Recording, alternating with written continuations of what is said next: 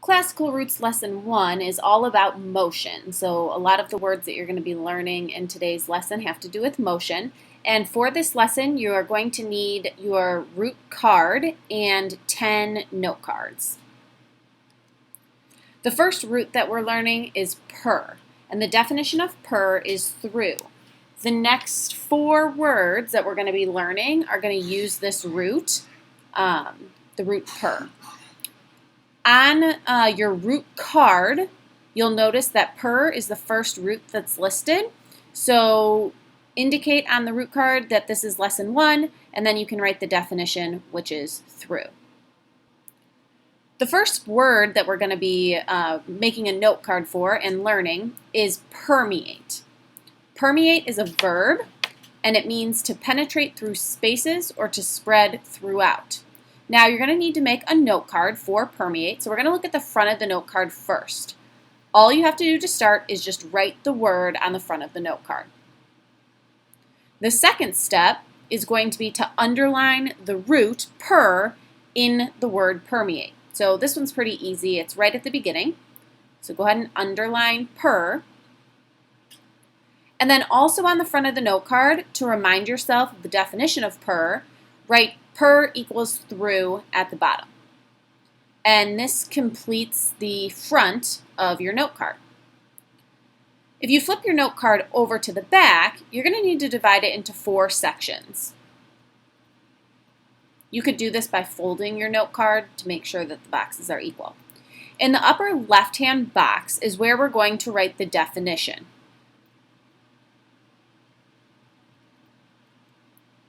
Mine looks like this. So the definition is to penetrate through spaces. In the upper right-hand box is where we're going to write the part of speech. So looking back at the slide here, permeate is a verb. So in the upper right-hand corner, I'm going to write verb, which means it's an action word. In the lower left-hand box, we are going to draw a visual to remind us of what permeate means. These visuals don't have to be anything fancy. For mine, I'm going to draw a cookie that smells, and the smell is kind of permeating or spreading throughout.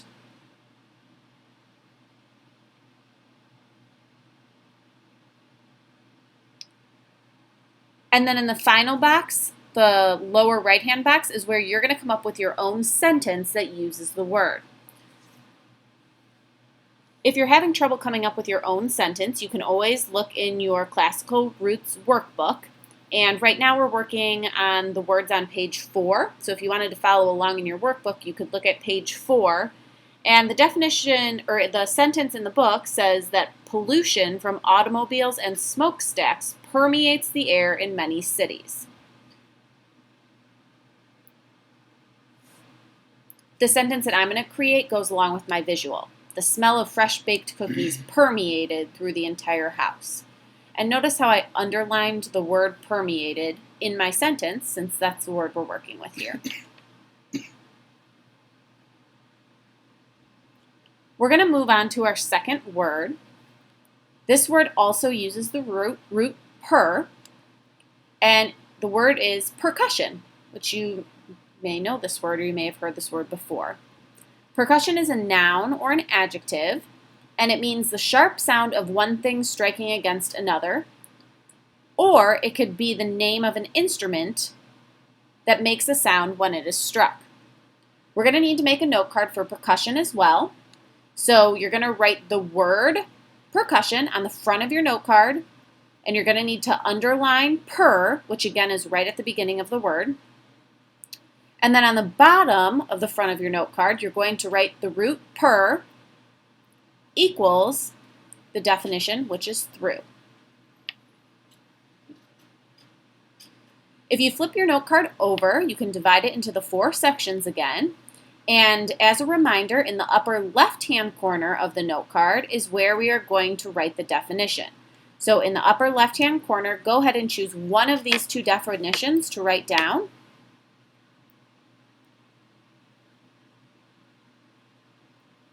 In the upper right-hand corner is where we're writing the part of speech. For this one, you'll want to write noun and adjective since percussion can be used as either.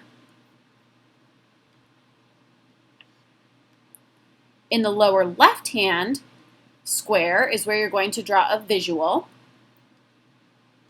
And then just like it shows here, the lower right-hand square is where you're going to compose your own sentence using the word percussion.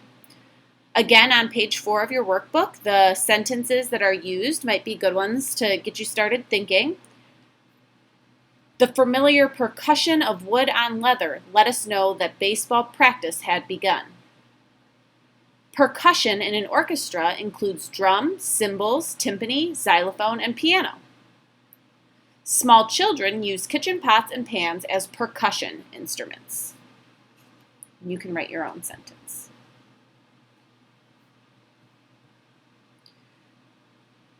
Now that we've got the hang of making our note cards, I'm going to go through the next 8 words fairly quickly. So at any point, if you need to pause the video so that you can catch up with making your note cards, that might be a good idea.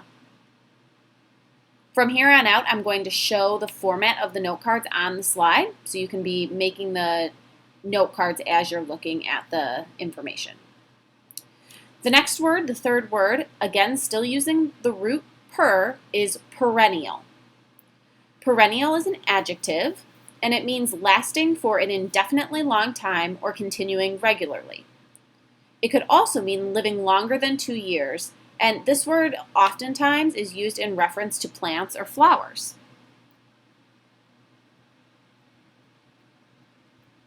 If you're a gardener, you might know that the opposite of a perennial plant is an annual plant, which means that it only grows for one season.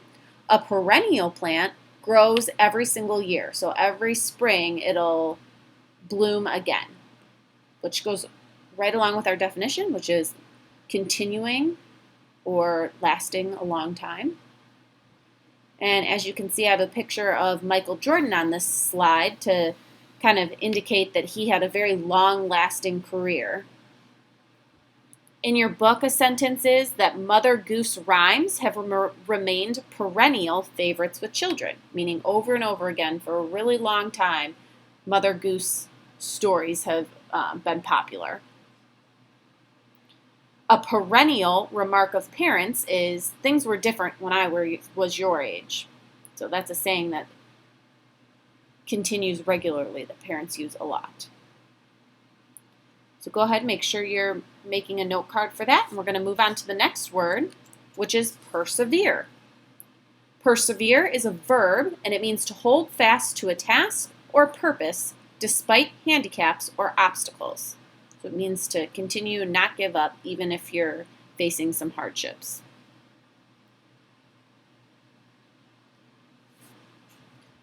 I'm going to move on, but if you need to pause here to make your note card, please do. We're actually moving on to a new root. So you're going to need to get your root card out again. And the definition for this set of roots is to bring, to bear, or to carry. You do need to know all 4 of these variations of the root because they might appear on your quiz independent from the others. So make sure that you know all of them. And if you take a look at your root card, you'll see they're all listed there, and you can write that this is lesson 1. And they mean to bring, to bear, to carry. The first word that uses this root is defer. Defer is a verb, and it means to postpone or to delay. It can also mean to yield respectfully to the opinion or will of another. Now, this one is a little bit trickier to recognize where the root is in the word. So if you're having trouble, you can look back at the roots and you'll see that both Pharaoh and Fairy use F-E-R, which is also in defer. So you're actually going to underline F-E-R on the front of your note card.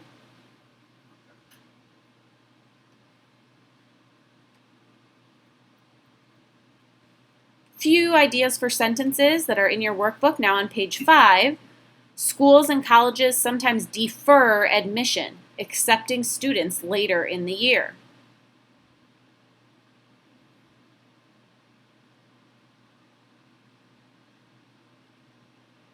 If you have a question about something, you may defer to your teacher, meaning you would sort of ask your teacher and yield your opinions and Ask an expert. Again, pause if you need to, but we're going to move on to the sixth word, which is dilatory.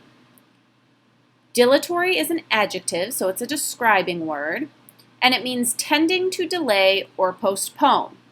Very similar to the definition for defer, but you'll notice they're different parts of speech. So whereas defer would be used as a verb, dilatory is used as an adjective, and that's how you can tell the difference. Whereas defer's definition is to postpone or to delay, dilatory's definition is tending to postpone or delay. So make sure you note that difference on your note card.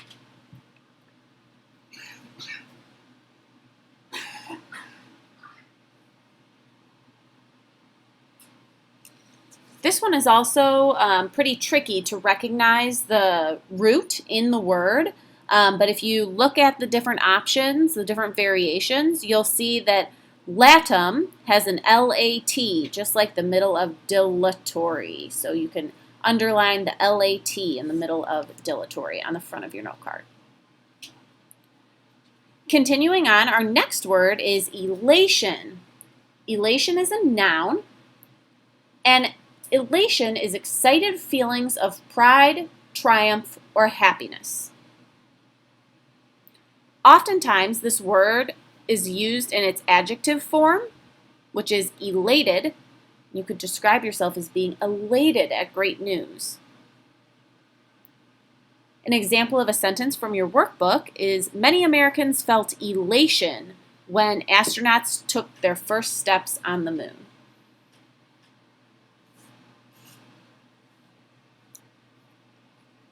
The eighth word we're learning, and the final word that uses this set of roots, is infer. Infer is a verb, and it means to use available evidence to form a conclusion or to guess. And you've probably heard a form of this word before. If your teacher ever asks you to make an inference, it's a form of infer, and it means to take an educated guess based on evidence. In your book, the sentence that they use is, you can't infer that people have talent just because they are celebrities. Feel free to pause again at any time if you need more time on your note cards. There's one more root that we're learning in this lesson, tendo, and it means to stretch. So again, take out that root card. You'll see it's the third one down. You can write that it's from lesson 1, and it means to stretch. The last two words that you're making note cards for this lesson will use the root tendo. The first is contend. Contend is a verb, and it means to engage in a quarrel, a struggle, or a rivalry. It can also mean to put forward an argument.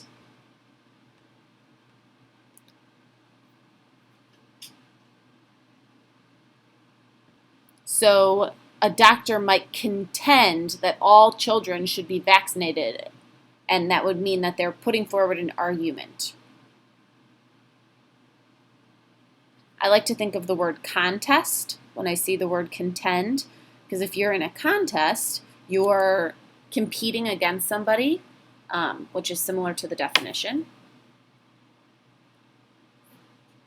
And the last word that we're going to learn for lesson 1 that you'll need to make a note card for is intent.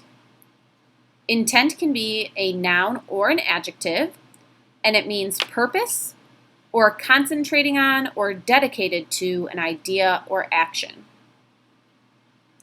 The intent of Christopher Columbus was to find a new sea route to Asia from Europe. Instead, he found a new continent. Girls who were intent upon joining Little League teams won the right to do so in a 1974 court decree.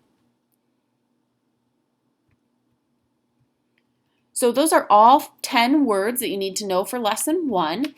You should have 10 note cards that follow the format that's shown right here, and you should have 3 root definitions written on your card. Thanks for listening.